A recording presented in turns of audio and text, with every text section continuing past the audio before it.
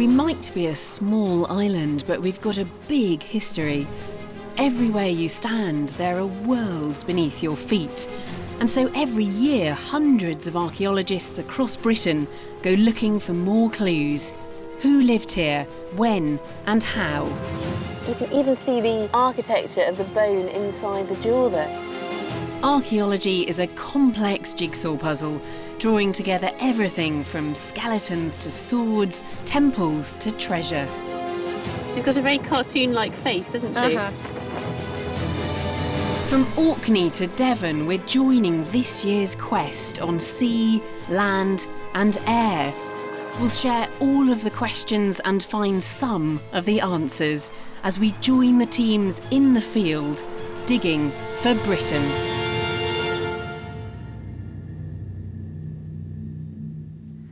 For me, the Tudor Age conjures up images of magnificent kings and queens, daring adventurers, and an explosion of literature under writers like William Shakespeare. But this period was about much more than just those personalities. It was a time of enormous political, social and economic change which heralded the beginning of modern Britain. And I'm hoping that archaeology can offer us fresh insights into the Tudor world and even provide us with glimpses of the everyday lives of those who witnessed that momentous era. I'm searching for the vanished world of Tudor Britain. It's just beautiful. I get hands-on with discoveries at Shakespeare's house. I want to find Shakespeare's sock. I so want to find Shakespeare's socks. Learn about the popcorn of Tudor theatre. And investigate a mysterious wreck from this age of exploration and trade.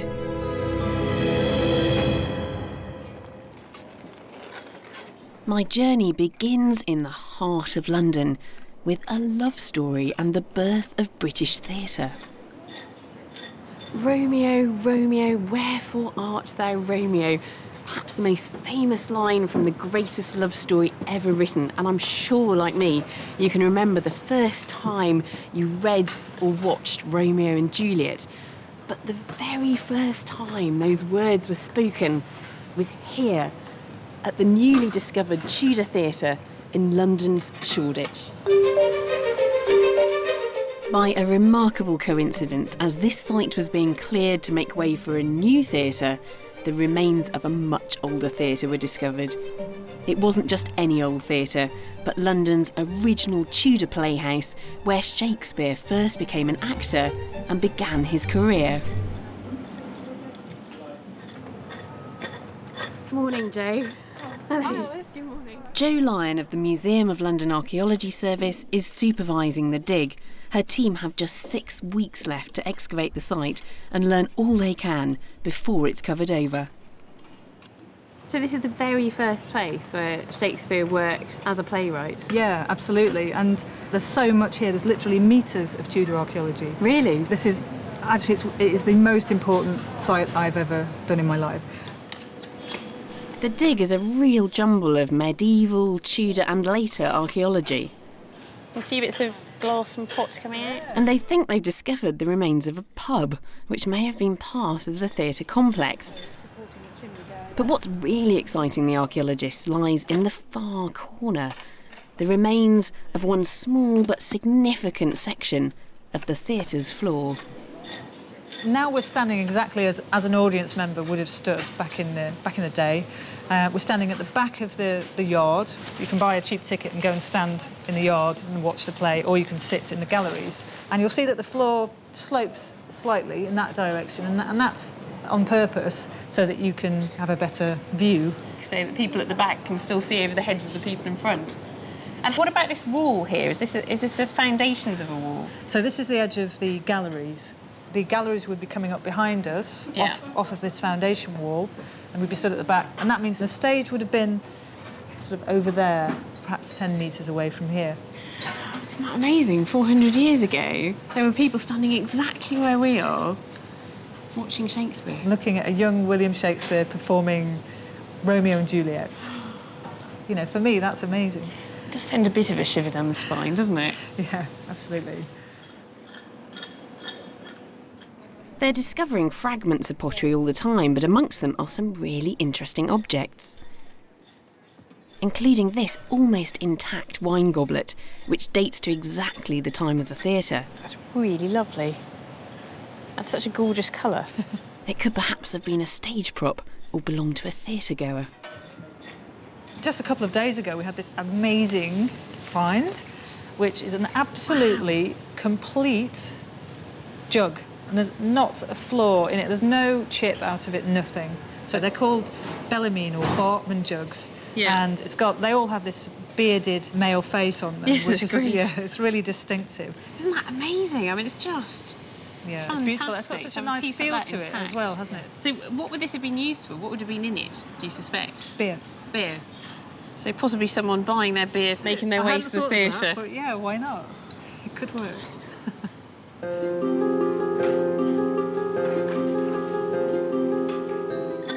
Well, the digging that's going on all around me will finish in just a few weeks' time, and then the site will be handed over to the developers, and very fittingly, a new theatre will be built here. We're just so privileged to get this glimpse into Shakespeare's world, because despite the fact the Tudors were so influential in shaping modern Britain, they're not an easy bunch to track down.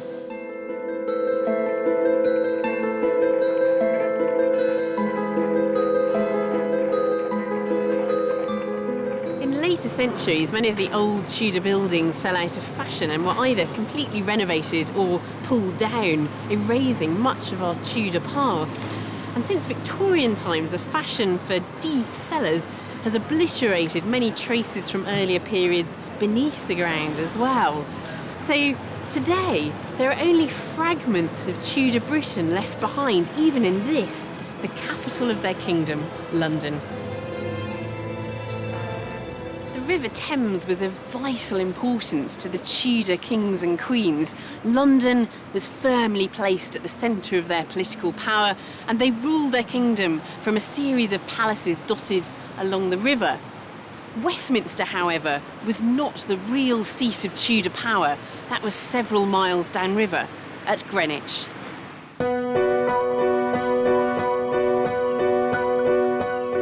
This palace was located on the riverfront, at the site of what is now Christopher Wren's iconic Old Royal Naval College. If I asked you to name a Tudor palace, chances are you'd say Hampton Court. But the palace that once stood here was much more important and much more interesting. But it's been largely erased from public consciousness. We've only just begun to understand the grand scale of the palace here, thanks to a series of digs over the last 30 years. Julian Boucher has been closely involved with revealing this forgotten Tudor world. The Tudor palace, built by Henry VII, was one of the greatest of the new palaces of the time. And because of Henry VIII himself, who was in fact born here. He was born probably over in this corner here. Right. He married his first wife, Catherine of Aragon, in the church of a friary just over here. He married Anne of Cleves right over at the other end of the private chapel. His daughter Elizabeth was born over here. It's very connected with Henry VII, Henry VIII, Elizabeth. They're all here. You can almost feel them around here. Archeological finds made at the palace can tell us more about the lives of the Tudor kings and queens who lived here.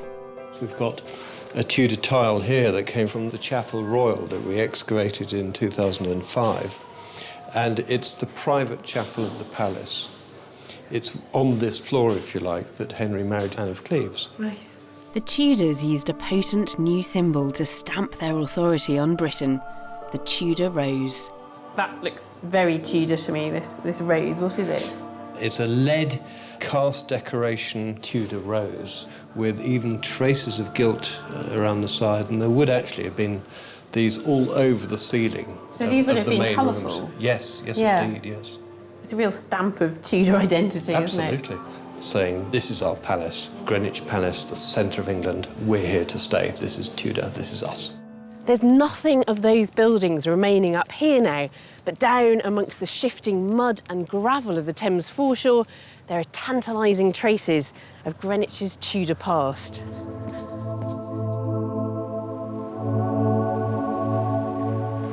On the the foreshore in front of where the palace once stood, a team from the Thames Discovery Programme think they may have found a structure that linked the palace to the river. Leading the team is Natalie Cohen. Natalie. Hello. Hi. How are you doing? Good, thank you. So what have you got here down on the shore? We've picked up a whole series of timbers running along the front of this wall here. We think it's part of a jetty structure that may have related to the royal palace, sort of immediately behind us here. So what would this have been in the jetty? It appears to have been part of a base plate, I would think, pegged to the foreshore or pegged to another piece of base plate through those peg holes there. You can just imagine the royal barge landing here and Henry VIII or Elizabeth disembarking with a fanfare surrounded by courtiers. This now mundane stretch of the river was once the most exclusive in London.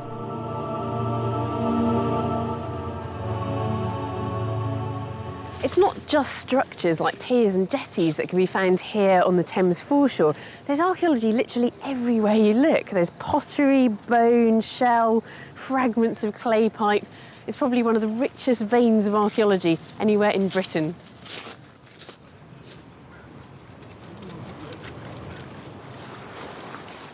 There are other people looking for clues here on the foreshore, the mudlarks. They have a special licence that allows them to dig for the historical objects that litter the Thames beaches. Over the years, they've made some remarkable discoveries. You might think they'd be using metal detectors, but in fact they work by hand because the sheer quantity of metal here makes detectors useless. We've got an Elizabethan fastener there. Yeah. If you can imagine on your jacket, this would actually fasten like that. Ah, like hooks and eyes? Yeah, it's a fastener. So that is actually So that's a fastener. Elizabethan? It's Elizabethan. And then on top of that, these are in abundance down here. These are Tudor pins. A woman of distinction had 1,000 pins on her. I think Elizabeth I had 2,000 pins on her. Now, Doing what? well, for hair, for clothing. Yeah. An Elizabethan ruff had 150 pins plus on it. And these are Tudor lace ties. So exactly the same as you get on your shoelaces. Oh, yeah. Like on jackets, on shirts and stuff, where you'd have crisscrosses of like leather thongs and stuff. These would be on the end, so they could be threaded. Well, the tide has come in now and covered up all of that archaeology on the Thames foreshore.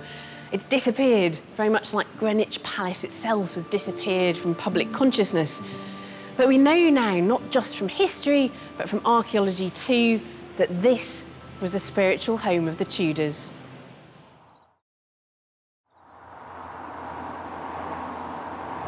The raising of the Mary Rose in 1982 was one of those rare events that's etched into the national consciousness. But the recovery of the hull, along with thousands of artefacts and hundreds of bones, was just the beginning of a 30-year project that's still going on today.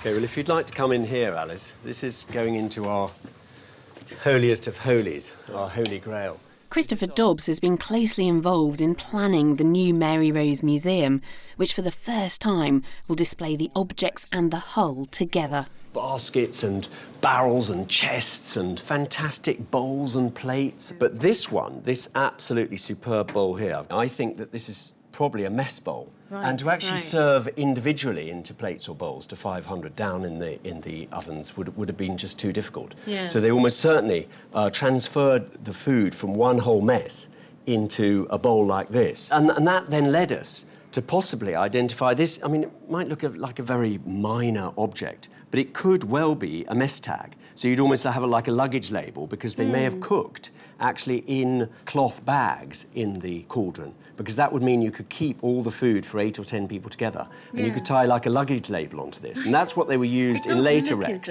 Something's been tied Yes, down there. it was definitely a tag of some sort. Yeah. It's almost overwhelming being surrounded by the worldly goods of 500 men, all interred in one catastrophic moment. There's everything from dice to musical instruments. Look at that one, that's absolutely perfect. And even the combs they use to get rid of their lice. I mean, look at that. I can't believe that's a Tudor dagger handle, knife handle. It's just beautiful. Even mundane objects like grindstones used to make flour on board have a haunting quality to them. Many people think that the Mary Rose is something, the project is something that finished 20 years ago or something, but it doesn't, you know. Daily we're finding out new things and new stories and being able to tell things in new ways. There's just a phenomenal number of objects recovered from the Mary Rose. Look at these beautiful longbows, there are hundreds of them. And of course, we don't just have the personal objects that these people carried around with them. We do actually have the skeletons of the people themselves. During the excavations, the remains of 179 individuals were carefully recovered. As an anatomist, these bones provide me with a unique insight into the lives of these men. I can see some interesting things. I'm meeting Dr. Alex Hildred, who's a curator at the Mary Rose Trust, to uncover the stories of these men. There were particular places which must relate to blocking of access routes to getting off the ship, where you've got 20 or 30 individuals and far more bones than you can actually put into those individuals. People fighting to get off the sinking ship. Especially as there was netting across the only really open bits of the ship, had anti-boarding netting. I think it would have been horrendous trying to get off the ship. Gun ports were so tightly fitted to their guns that you wouldn't have been able to get through those easily. And Did anybody manage to get off? About 35 survivors, but then people didn't swim naturally. It was quite rare to be a swimmer, so 35 survivors. 35 out of how many were there? 415 listed. The men on board were there to fight, and many of them would have wielded longbows, which were amongst the most feared weapons in the medieval world. One skeleton in particular provides a direct link to these devastating bows. This chap was found pretty much by himself in the hold of the ship, in the bow. But just literally above him was a wrist guard with the arms of England on it. So, you know, it's interesting to suggest with one of the tallest individuals who's very robust that, you know, he may well have been an archer, and that's what's been suggested in the past. He's incredibly well built. Now, some of that's going to be genetic, but some of it might be what he's actually doing with his body as well. But the skeleton has got this rather interesting condition at the shoulder where the tip of his shoulder has failed to fuse. I mean, what we're looking at is the end of the scapula, which starts off as a separate little bone like this, but should fuse during development. But here, in an adult skeleton, it has stayed separate.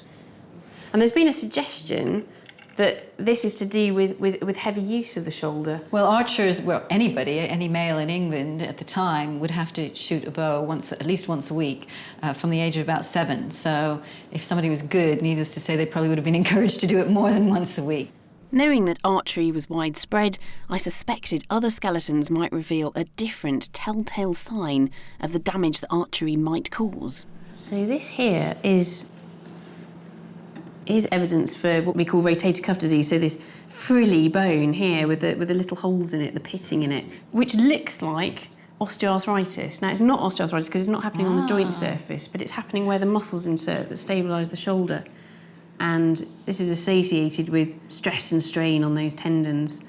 We get rotator cuff disease happening in young people when they are cricketers or baseball pitchers. Or archers, maybe. Maybe.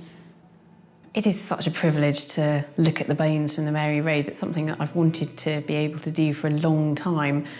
And I think coming here and looking at the collection as well, I'm completely bowled over by it. There are so many objects and so well preserved from the wreck. And they really do make sense when you look at them all together, when you've got the ship and all those objects within it and the people themselves. We've got this very complete picture of the lives of these mariners in the Tudor period.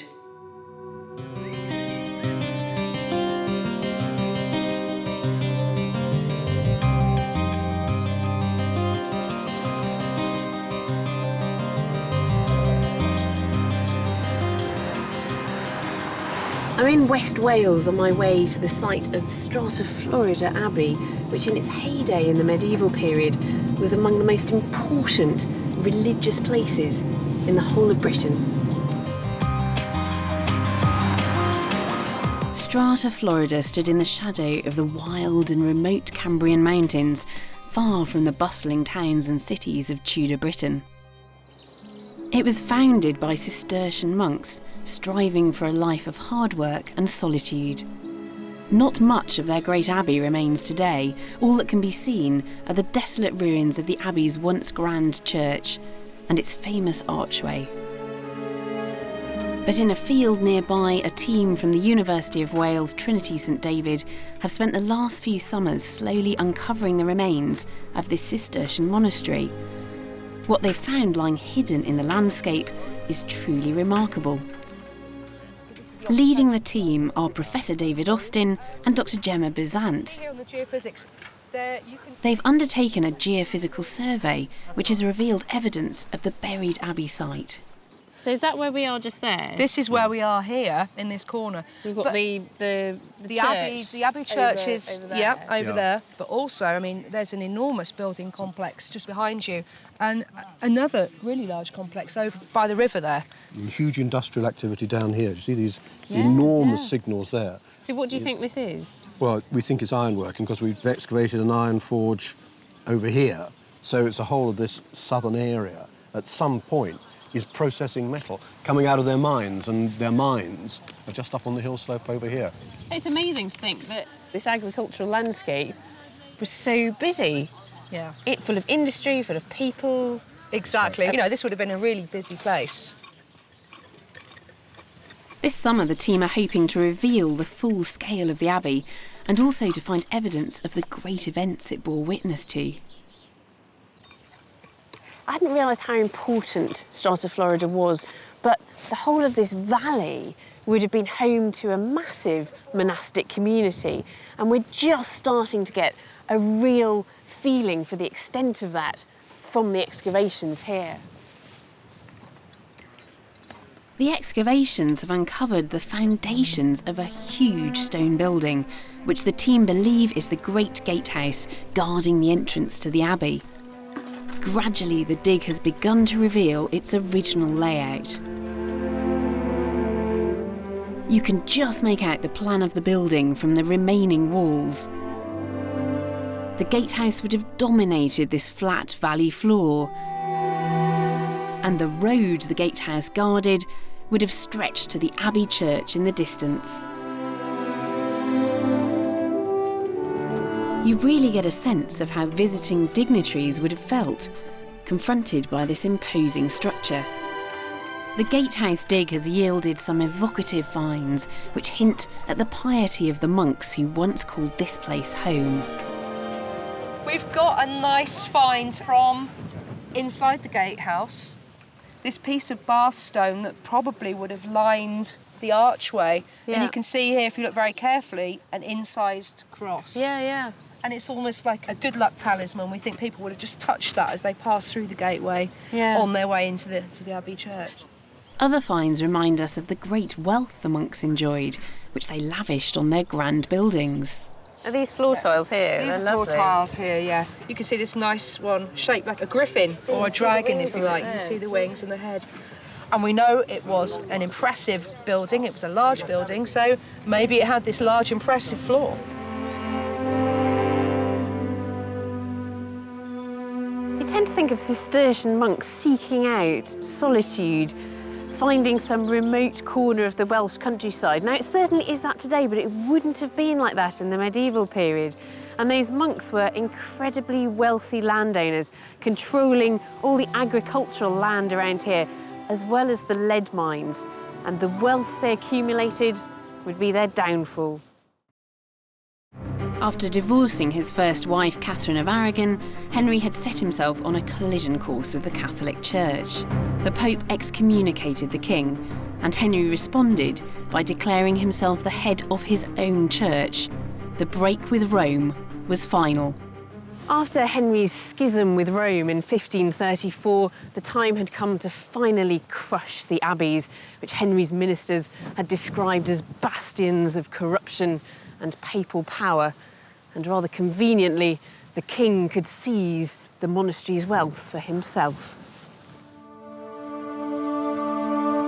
Here at Strata Florida and across the country, the crown seized the monks' wealth and land. The king then sold off the monastery's assets quickly to free up much-needed revenue. The greatest beneficiaries of this process were the middling gentry, who now had the land to create new estates. Evidence for this lies just beside the abbey ruins. So what have we got here? Well, this is part of the arrangements of the gentry house, which lies behind us here. It's now a farmhouse, but it was a gentry house, probably originally built around 1600. And when you say a gentry house, who were these gentry? Who would have been living in that house? It would have been a member of the Stedman family. They come with the Earls of Essex here in the early part of the 16th century. And the Earls of Essex acquired the lands of the abbey, cheap off the crown, and then the aristocrats sell on to the local gentries, and so this money filters down through the system. And indeed, a lot of the houses in the surrounding area used the abbey as a quarry and took stone from there. So it's not surprising that, in fact, the abbey is in such a ruin and there's not much of it surviving. It is surviving, but it's not there, it's here. No, it's a quarry. That's what, it's an asset. We're in the early stages of capitalism. You don't leave assets lying around the landscape doing nothing, you strip them. Due to the actions of Henry VIII, the landscape and belief system of Britain had changed forever. Strata Florida represents this change in microcosm. A new Protestant church was built right next to the ruins of the Catholic Abbey. It's a sweet little church. It's a bit of a contrast to what the Abbey church would have been like. Yeah. Abbey church, massive, hugely ornate, full of sculpture, full of vivid paint. And you come in here, and this plainness and this simplicity is a wonderful counterfoil to all that glory and magnificence that lay in that church on the other side of the wall. It's very much a secular power. And that's one of the great marks of Protestantism. There is an organised church, but it's a state church, and the head of that church now is a secular authority, is a secular king. That's what Henry VIII delivers. We can only guess at what the monks who once lived and worked here must have made of the dissolution. Their lives were torn apart and their world turned upside down. The ruined monasteries that lie scattered across the British landscape provide a lasting reminder of the dissolution. It marked the beginning of a new chapter in British history. Not only did ordinary people find themselves living in a Protestant country, they also witnessed an unprecedented redistribution of wealth and land that would have far-reaching consequences for our island nation. It was during the Tudor Age that we began to look beyond our own shores to the New World. After Columbus discovered America in 1492, waves of daring merchant adventurers set out on voyages of discovery to find new lands and boundless wealth. And those voyages are all the more remarkable when you consider that those men were travelling to the very edges of the known world.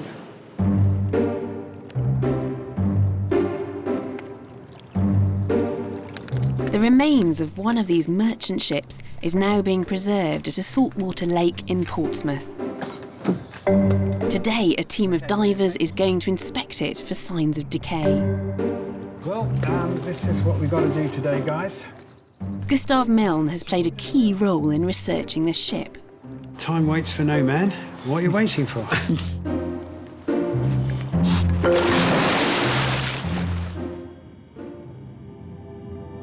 The ship was originally discovered in a channel in the Thames estuary during dredging and then moved here for safekeeping. If the ship was simply brought to the surface, it would soon begin to rot away. By studying the remaining timbers, it's been estimated it was a sizable merchant vessel of up to 300 tons and 80 feet in length. Perhaps surprisingly for a merchant vessel, they discovered 4 cannon at the wreck site. You can just make out one of the surviving gun ports. These ships carried merchant adventurers across the globe and needed protection in uncharted waters. Despite all we know about this wreck, its precise identity remains a mystery.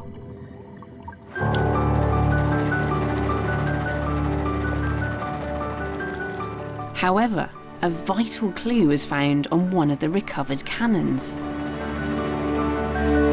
A team from the Royal Armouries, led by Phil McGrath, discovered an intriguing link with the most powerful financier of the Tudor Age, Sir Thomas Gresham. The first thing that struck us was on the surface, quite clearly, we have the T and the G for Thomas Gresham.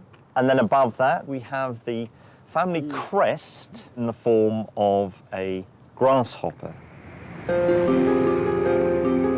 Gresham's legacy can still be seen in London's financial heart. The dissolution of the monasteries released a huge amount of capital into the British economy, and that money eventually filtered down to entrepreneurs like Sir Thomas Gresham. It was men like Gresham who would help create the City of London that we know today. He founded the Royal Exchange, which was the forerunner of today's stock exchange. Sir Thomas Gresham worked directly for the Tudor kings and queens and even helped save Britain from bankruptcy by manipulating the foreign exchange markets. So the Gresham Ship provides us with a tangible link back to the beginnings of modern capitalism. In the labs of University College London, they're working to discover more about the ship's role and her crew. Many of the artefacts recovered are metallic, and during a reaction with salt water, some of these objects have become encased by what archaeologists call concretions. By removing these concretions, the team hope to reveal the secrets of the Gresham Ship. Processing this work is dirty, messy, heavy work. We're using large tools, not delicate scalpels, and we're creating a lot of mess. A huge variety of objects have emerged from within the concretions. Now this, I think, is the most exciting find that we've discovered from the concretions. And what we have here, we have an additional cannon, which is represented by this powder chamber. That is fantastic. That really is a find and a half. Worth all that bashing. We thought we had 4 cannons. We have an additional powder chamber now, which suggests that there was another cannon on board. Their research has shown just how heavily armed this ship was. And it's also revealed the cargo, which needed such formidable protection. They've discovered numerous metal ingots, some of which are solid lead. These would have been very valuable and vital for industry and warfare. This is the first time I've seen these ingots, and these are, one, extremely heavy. Just get a load of that. No, I can't, sorry. I can't lift that. And we've got 3 of a cargo of potentially 2,000 of these ingots. Imagine 2,000 of those in a ship. That is a robust vessel. But some of the most moving objects are those that tell us about the ship's crew. The small metal finds associated with the concretions, I think, have been particularly exciting. We have a couple of spoons, silver spoons, tableware, possibly from the captain's table. They're fairly high-status objects. So what do you make of this? Wow. Is this his candle holder? The other possibility is as a salt holder. The intriguing finds which the team at UCL carefully smashed out of those concretions provide us with a snapshot into bustling Tudor London. You can just imagine the Gresham Ship sailing up the Thames, laden down with iron, tin and lead. These ships brought prosperity to the city, and they fueled whole new sectors of the economy, like entertainment, which sprang up in a big way to help the Londoners spend their hard-earned cash.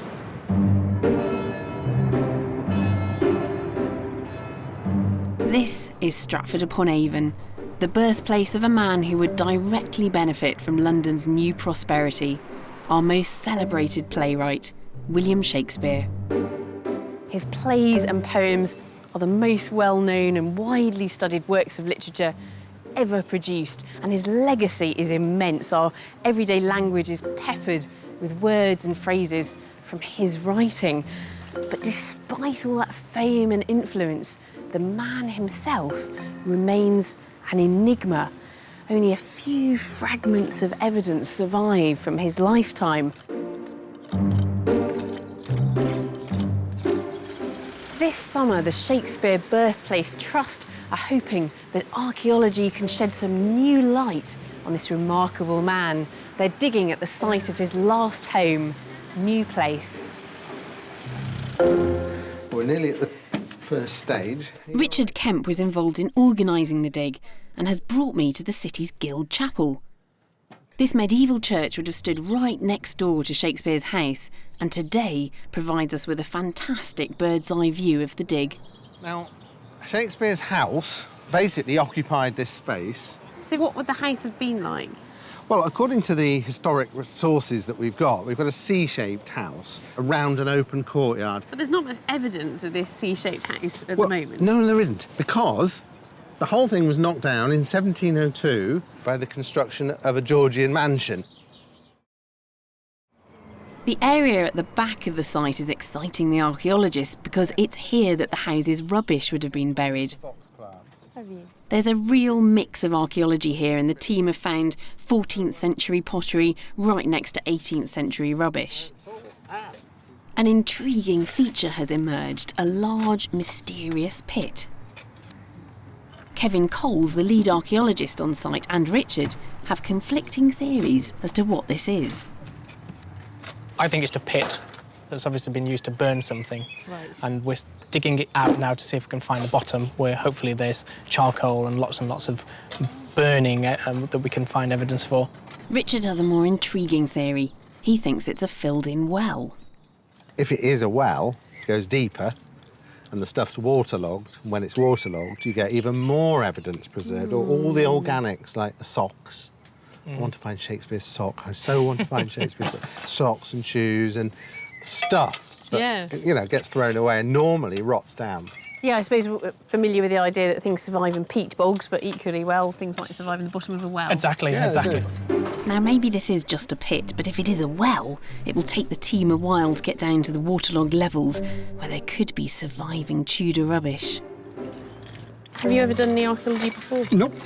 Are you enjoying it? Oh, I love it. I love it. It's absolutely wonderful.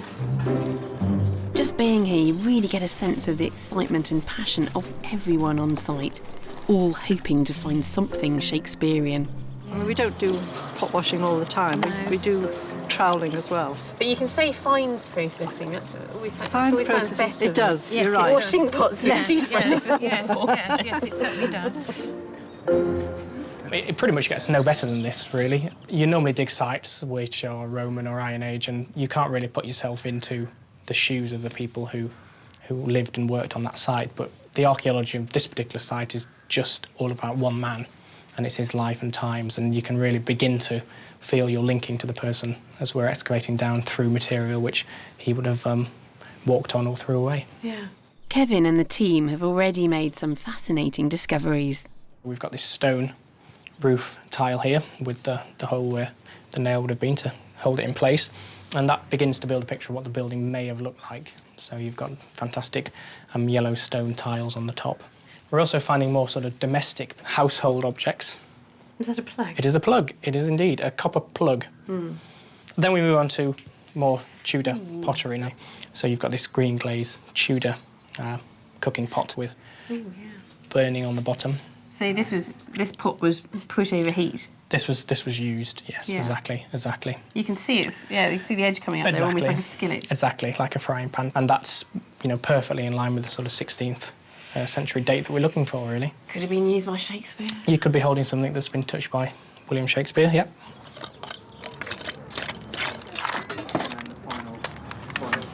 Shakespeare only lived here at New Place for around 20 years. Archaeologically speaking, finding traces of him is going to be like looking for a needle in a haystack, but nevertheless, it's so exciting to be able to dig here where we know he lived and where we imagine we might be able to get a closer glimpse of the bard himself. This site was first dug by the Victorians in a time before archaeology was a rigorous modern discipline. Rather intriguingly, they built a number of puzzling walls and sealed brick boxes to preserve what they found. You can feel the buzz of anticipation as the team prepare to open one of these boxes. Here we are basically excavating the cellar area. These are all these almost brick boxes. So we're just about to open the last one of them and see what we can find. Really exciting. So should we? So it's like the opening of Tutankhamun's tomb. Almost. I know how Howard Carter felt. That's the side, I think. It's thrilling to think that after 150 years, its contents will be revealed.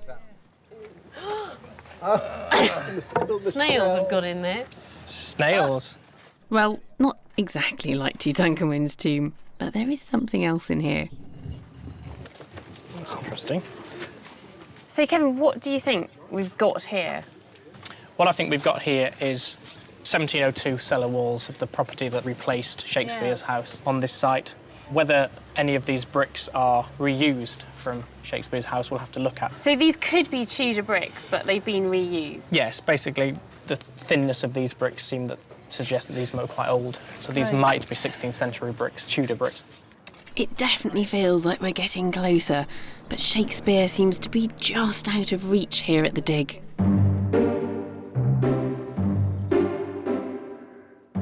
Shakespeare didn't leave much evidence behind for historians, so the few documents that survive have proved vital in piecing together what little we do actually know about his life. I've come to the Shakespeare Birthplace Trust archives to see a key piece of evidence that tells us both about New Place and the man himself. Dr. Paul Edmondson is a leading authority on Shakespeare's life and works. This is known as the New Place Fine, and it established Shakespeare's legal entitlement to the property, and which Shakespeare pays £60 for. And because the purchase deed was usually half the cost of the overall property, we suspect that therefore Shakespeare paid £120 for New Place. That must have been a decent amount of money back then. Quite a lot in those days. Just remember that a schoolmaster at that time earned £20 a year.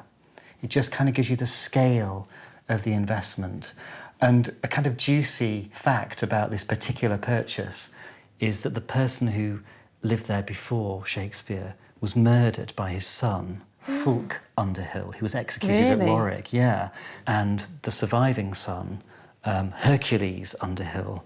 Fantastic Isn't name. that fantastic? And it is the one who's involved in this purchase deed. It's the biggest privately owned residence in Stratford. Yeah. And Paul, even though this isn't a document that Shakespeare wrote himself, no, we can imagine that he would have held it in his hand. Oh, absolutely. He saved money on it too, because you'll notice that there's a space here for a grand capital letter, which has never been filled in because it'd been more money, which is good to know. Like, paid my 60 quid, that's enough, thanks very much. Well, the team haven't found anything that can change our understanding of Shakespeare just yet, but I do feel I've got a sense of this man, his wealth and his thriftiness.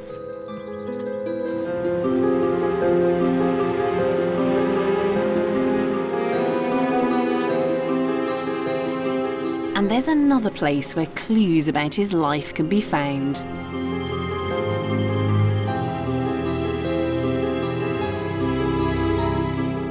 Like many young men of his time, Shakespeare left his home in the provinces and came here to London to seek his fortune. The streets weren't exactly paved with gold, but nevertheless, it was here, in the thriving city, that he made his name. We've already seen Shakespeare's earliest theatre being excavated, but discoveries at the Rose and the Globe playhouses in the late 1980s have helped build a picture of the world in which he lived and worked. This very ordinary-looking building contains an extraordinary archaeological collection. It's the Museum of London's Archives, and it's the largest stores of its kind in Europe, housing over 750,000 individual objects, including those found at the Rose and the Globe playhouses. I'm here to see Julian Boucher, who has led the research into these playhouses. Julian, we meet again. Hi, Alice. Hello, hello. Good to see you again. Here, finds from across London are brought to be washed, dried and catalogued. The same system is used for the thousands of finds from the Rose and Globe digs. Come in here, where it'll all get dried out under control. After 20 years' work, Julian and his team have just published their findings. The artefacts recovered offer us fascinating clues about life in Shakespeare's theatres. Well, the interesting thing really about the playhouse is that it's the beginning of modern theatre. These are purpose-built venues, and you had to go through a door and pay money, and this is what you paid. You paid a penny to get in to the main door, so you could stand in the centre, or you could pay another penny to get into the galleries around the edge, and a third one to sit at the top where you get the best view. So they all went into one of these ceramic money boxes, of which we've just got the lids. So this would have been a completely sealed pot? Oh, yes, like piggy banks. So they've got a little slot in the side there where the coin's going to go. And at the end of the day, they would have gone back to the sort of management area, if you like, which is where they were smashed. That's why we have the pieces. And the whole lot, all the money, emptied into a box, and that's the box office. And is that where we get the term box office from then? Absolutely, these yes. Tudor theatres? Yes. So a lot of the other evidence we're looking for is what people are consuming inside the building. We know about people who'd have the kind of the usherette's tray of pints of beer, even bottled beer. Yeah. And here we've got one of the most common comestibles that they've got are hazelnuts, found underneath the galleries around the edge. So these hazelnuts are the popcorn and peanuts. Absolutely, of the Tudor yes. era. It's the Tudor popcorn. And of course, the other new comestible that we find in the theatres is the evil weed. Tobacco that had only been brought to Britain about 30 years before, in the 1550s or so. And these very typical Tudor pipes, and they're all very tiny because I think it's probably related to the price of tobacco. Right. You can't fit much in there. So this is the new fad? It is, and certainly quite popular. As well as objects associated with the audience, some of the finds might relate to the actors themselves. This is a brush, a very tiny, delicate brush made of bone, a nice little bone handle, with just a fragment of its bristles left. The exciting thing about this is it's just the sort of brush that actors would use for makeup. And don't forget that Shakespeare was an actor as well. So we're looking at Shakespeare and his fellows probably rushing off to do the final bit of makeup before walking onto the stage, which is really rather nice. Isn't that lovely? But these stores also contain evidence of Elizabethan London's darker side. Outside the city walls, prostitution, gambling and brutal blood sports were commonplace. Next to the playhouses on Bankside, there were animal baiting pits. So right alongside the playhouses? Yeah, next to the playhouses. And they had bears, horses that were being baited by very powerful mastiff dogs like this. This was found in one of the bear baiting rings next door to the Rose. So do you think it would have been a different class of person that was going to the bear baiting and the theatre? I'm afraid not. They regarded it all as part of an afternoon's entertainment. One of the interesting pieces we found is a bone. It's a femur, the upper thigh bone of a European brown bear. In fact, we found teeth marks here, which our faunal osteologists have identified as precisely the sort of teeth made by a mastiff. And the playhouses and the bear baiting arenas were outside the city? The city was becoming under increasingly puritanical jurisdiction, and these sorts of activities were slightly frowned upon by the city fathers. So they're very much situated outside the city, particularly in areas like Bankside. The plays, the blood sports, the brothels, the drinking dens, the gambling dens. The seamier side of Tudor life. Yes.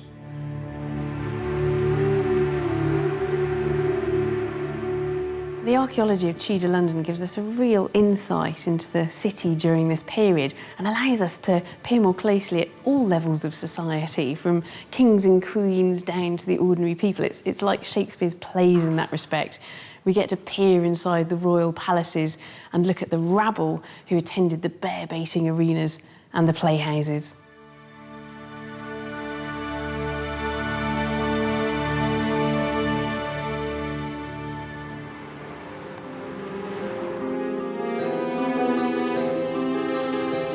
The digs and dives I've visited across Britain this year have allowed me to reach out and touch the men and women who lived during the Tudor Age. The wealthy monks who once thrived in the now desolate ruins of Strata Florida and suffered the full fury of Henry VIII. The newly rich merchants and financiers who sent ships and crews to trade at the edges of the known world.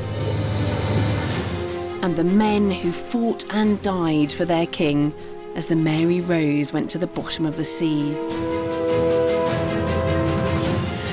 that amazing? And most thrillingly of all, Shakespeare himself. Send a bit of a shiver down the spine, doesn't it? But as always, archaeology has unearthed just as many questions as answers. And so the digging for Tudor Britain continues.